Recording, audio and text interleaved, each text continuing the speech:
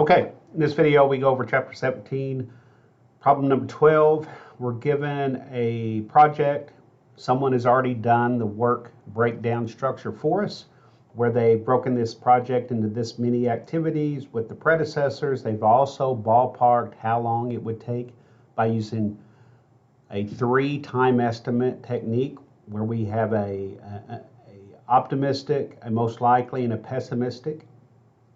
And the project is installing a computer information system at their firm, and we need to construct the network diagram. The only thing that we covered in class was the activity on node. This is the one I want you to use.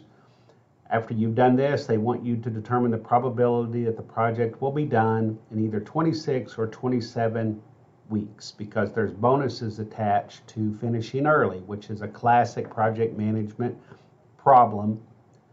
So what we did, the first thing we did is that I went ahead and calculated the average and the variance. So from these, none of these are averages, but from these we can calculate the average by doing a weighted average. We can also calculate the variance. Both of these are formulas from the book. Once we type those, we copy them down. Oh, by the way, I always require a start and a finish node. I expect to see a start and a finish node, so you might as well drop them in like this. The other thing is that the book gave you the activities that are connected to the end node or the finish node. I will not give you that. You will need to know what is connected to the finish node or the end node. And the rule is, if it is not listed as a predecessor, then that activity has to be connected. So pretend you don't have this, and you look through here and you said A's there, B's there, C, D, E, F.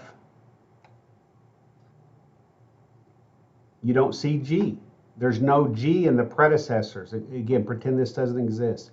So since G doesn't exist in here, that means G is connected to the finish node. G is connected to the finish node. So I will not give you that. Okay, draw the network. Well, so I calculated these, and then I also drew the network. Again, you always have a start and a finish node. When they don't have predecessors, they're connected to the start node. If they're not listed as a predecessor, they're connected to the finish node. So G, H, K, and O are connected to the finish node because they're not listed here. Other than that, you just follow the rules. You don't have to put the earliest and latest start and finish times. Just put the circles and connect them. So D's predecessor is A, and on and on. So this is the network. Once you've done this, go ahead and do the critical path method, which is calculating these 4 values: earliest start, earliest finish, which are the top 2 numbers, and then latest start, latest finish, which are the bottom 2 numbers. You do the top 2 first. That's called a forward pass. These formulas in the middle, you can just write one and copy it down. Write one and copy it down. But after that, you've got to look at the network. So you can always put a 0 there, but activity A, its predecessor, is start, so you grab this value. Activity B, its predecessor is start, so you grab the start's earliest finish. You're always grabbing earliest finishes. When you get to one where you have multiple predecessors, like the finish node has multiple predecessors, it has 1, 2, 3, 4, then you have to use the max function because you need the latest one. Once you get all the way through and have all of these done, and you've got this one, which is this one, this earliest finish is this one, then swing it around and you calculate the latest finish by taking the earliest finish. Now, and these are already calculated, these are just formulas. Now you work your way up, doing the backwards pass. You don't have to do that, but that's how I think about it. So again, activity O, its successor, activity O, what comes up after it, its successor is the finish node. N, its successor is O. M is in.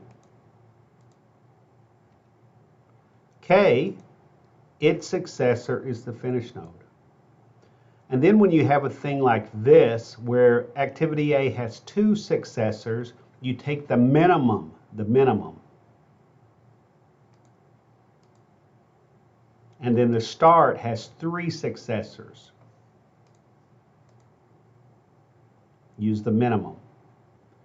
Once you have all those numbers, you now know that the project's average time to finish is 26.2 weeks.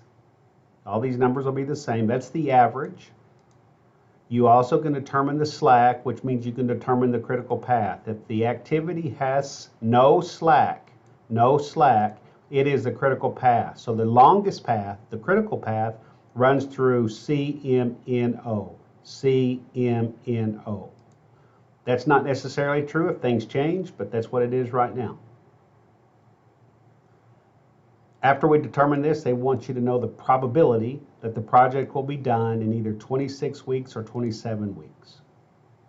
We calculate that by determining the probability that our due date will be within that due date, given the average, 26.2, and the variance of the activity times on the critical path. How you calculate that is that you do a sum if. You look over here for zeros, and if there's a 0, the corresponding variance, you add those up. So you do a sum if. Once you have the variance, you can plug that into this formula, the norm dis formula. The trick is that you actually need to put in a standard deviation, but if you know the variance, you know that the square root of that is the standard deviation. Or you should. So now you do. So the probability of meeting a 26-week due date is 46%. The probability of meeting a 27-week is higher. You can, if you quote 27 weeks, there's a 70% chance. The last thing, which you didn't have to do, but I highly recommend you know how to develop a Gantt chart. This is the Gantt chart of the earliest times, of earliest start, earliest finish. It's not the latest ones. So you can see activity A, B, and C. This is the earliest that they can start. And since activity C is on the critical path, CMNO, you can see when C ends, M starts right after that. Here's M. So here's C, here's M. Right after M is done, N begins. After N is done, O begins, and that's the longest path from C, M, N, O. That's the longest one. That's why it's the critical path. So that's the Gantt chart of when things can begin, the earliest start, and the earliest finish for entities. Again, some of these have slack times, but that particular path has 0 slack. Thanks.